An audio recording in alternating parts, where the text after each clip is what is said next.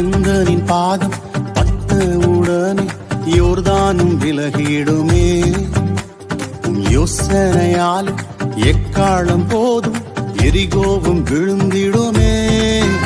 என் பட்டயத்துக்கு தப்பினதெல்லாம் கல்மழைக்கிரையானதே. என் வார்த்தையினாலே சூரியனும் சந்திரனும் ஓரிடம் நின்றிடுமே.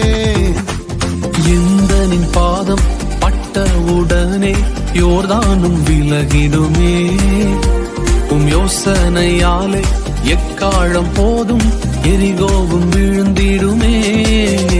என் பட்டயத்திற்கு தப்பினதெல்லாம் கல்மழைக்கிரையானதே.